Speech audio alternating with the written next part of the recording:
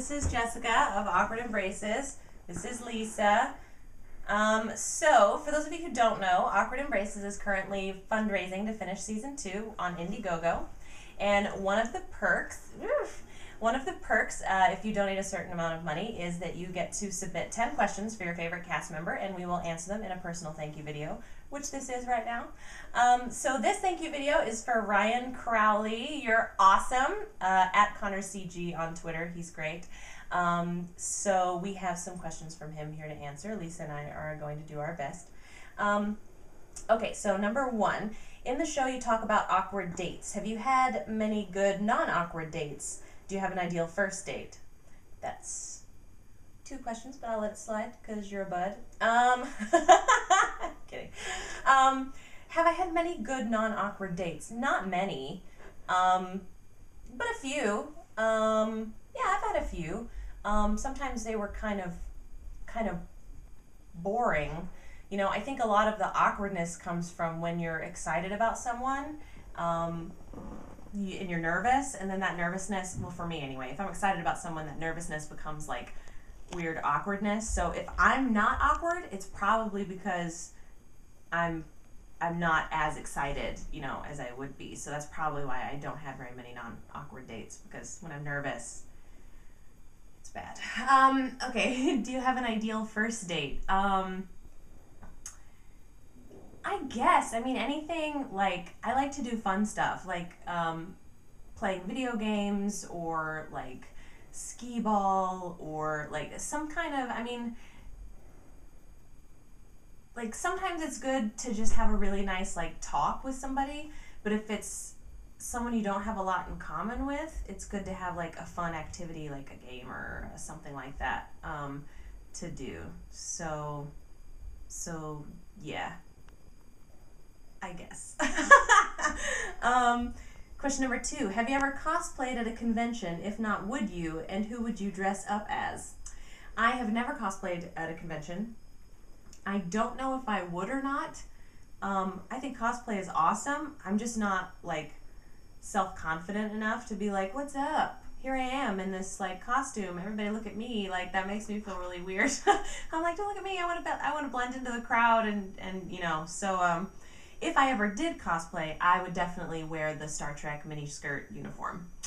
I really want one. I don't have one yet. I don't know why. Well, because I don't cosplay.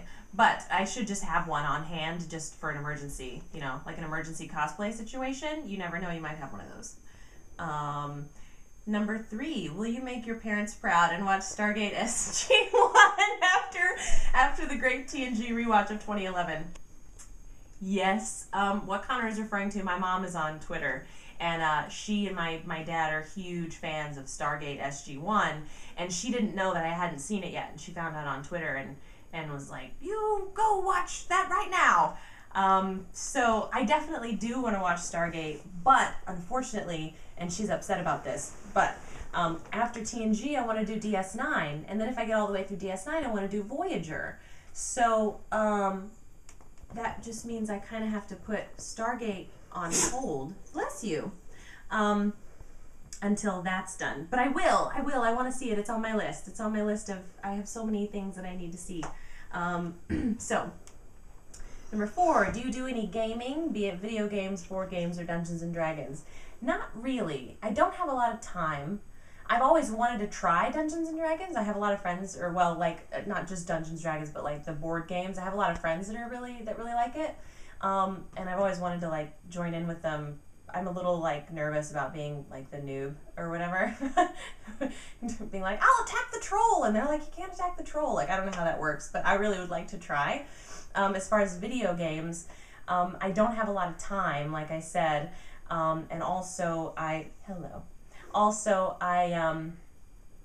when the first-person shooters, like, they're confusing. I can't, like, I'm happy with, like, up, down, left, right, BA, and it goes right to left, and I'm solid gold. Like, I could do that all night long.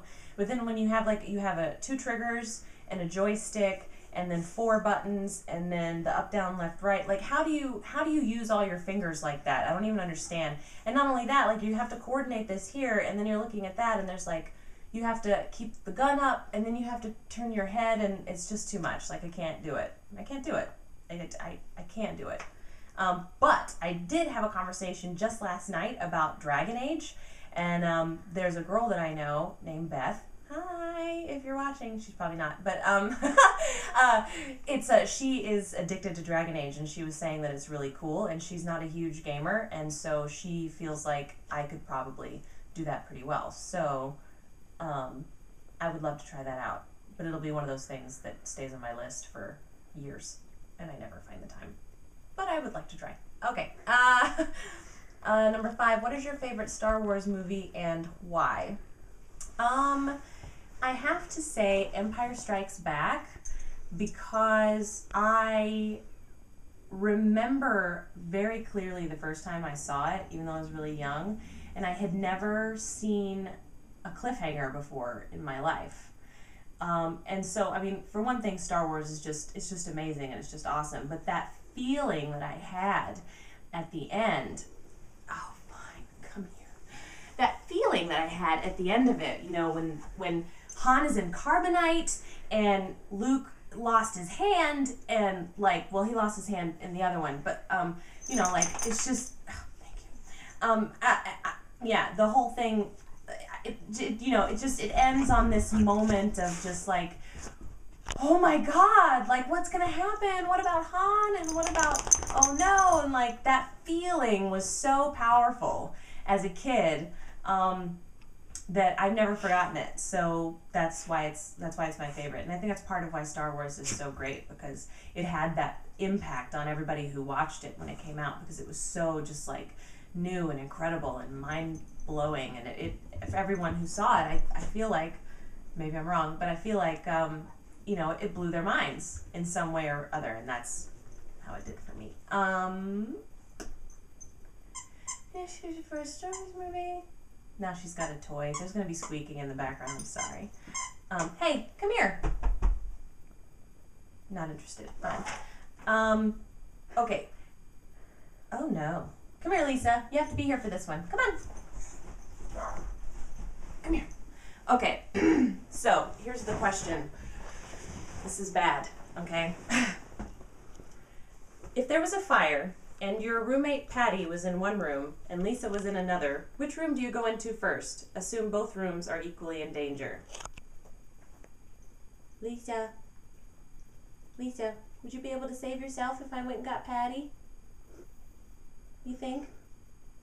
No?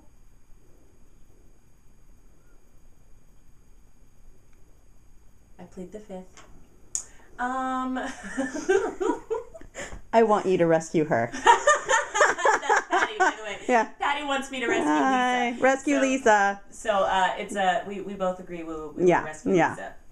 I'll send the hot fireman in to rescue Patty. How's that sound? Sounds great. Okay, good. Yeah.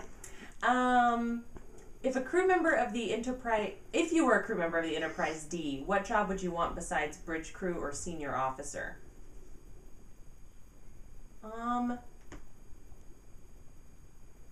One of the medical people, I think. No. Yeah. No. That's a hard question. Well, I don't know. Engineering, they get to do all kinds of like really cool stuff. You know, they're always in like the, like running around and trying to make sure they fix things and figure out what's going on. But I really like the blue uniforms, so so I'm torn. Yeah.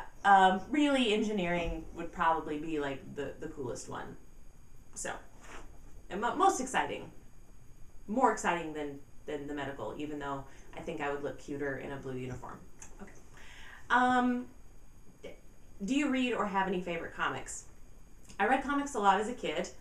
Now that I'm older, it's a little expensive to like buy a bunch of comics and stuff all the time. So I only just recently have some friends who have been loaning me stuff. So I've read Fables, which I was kind of okay.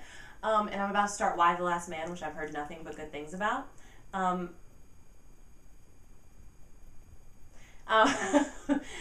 I just actually did an interview with the guys at Geekscape today, and I was telling them that when I was a kid, X-Men and Excalibur were my favorite, and that Shadowcat was my absolute favorite superheroine.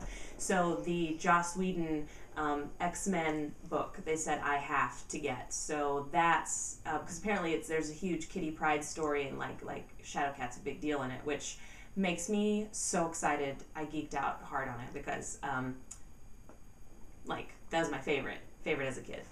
They also told me something about Nightcrawler that made me sad, but that's okay. These things happen. 9. Since you grew up in Texas, is it safe to assume you have fired guns? Yes. Yeah, I mean, I grew up on a 100-acre ranch, 20 miles outside the middle of nowhere, and we actually did have rabid wild animals in the area, and rattlesnakes and stuff like that. So we had a 22 because we would legitimately need to kill rattlesnakes that came up to the house, or if there was sort of a rabid animal or whatever. So we had a legitimate use for the guns. My mom's also an author. She wrote suspense novels, and so for research she wanted to know what it felt like to fire a Glock handgun, and I was 15, 16, I don't know. She took me with her, and that was really fun. Going to the firing range is fun and cool, but if someone has a gun in their house, it makes me uncomfortable. There are a few people that I feel really should have a gun in their house, and there are a lot more people who shouldn't that do, and it just makes me nervous. I mean, just they kill people. I don't know. Okay. Oh no. All right. Why do you hate Ensign Ro when Donna Noble is just as whiny and annoying? Ensign Ro at least had a hard life growing up, where Donna Noble was just a spoiled brat. I quit you. No, I'm kidding. You're entitled to your opinion, and that's fine. I adore Donna Noble. She's awesome. She's by far the best companion. She's amazing. And in the episode The Bride, she is annoying. Then, in her first episode as a companion, when that moment when she hears the song of the Ood, and she's crying, and it was such a deep moment, and it showed such depth for that character, and she stayed that way throughout, where she's loud and she's brassy, but she had real heart and real sensitivity, especially in the Pompeii episode, when it was so hard for her for them to just let what happened happen. That's what I love about her. That's what she's the heart of the Doctor, because the Doctor has to make choices, and these choices are hard for him, but it's still his way of life. And she was she had a lot of heart and a lot of depth that I really, really liked, and she was super funny. Ensign Ro, however, she's just bitchy and annoying for no good reason. The one episode where she didn't annoy me is the one where the whole crew had amnesia, and she wasn't all my life was hard, therefore I deserve to be bitchy. She uses it as an excuse just to be a jerk all the time. And I'm you know what? Get over it. Not get over it. But honestly, come on. She was just annoying. Now there's a bonus question. Connor gets a bonus question just because he's one of our most awesome fans. And he's a fun Twitter friend. Can my favorite cast member be Patty in the Yoda hat? Yes. Actually, coming up we have some little mini-sodes starring Ms. Patty Jean Robinson and our friend Nate Messina. So the Yoda hat has not yet made an appearance. But I don't know. We're not ruling it out. Maybe that could happen. I don't know. She's back there nodding and shrugging. So, yeah. Ensign Ro sucks. Donna Noble rocks. Thank you.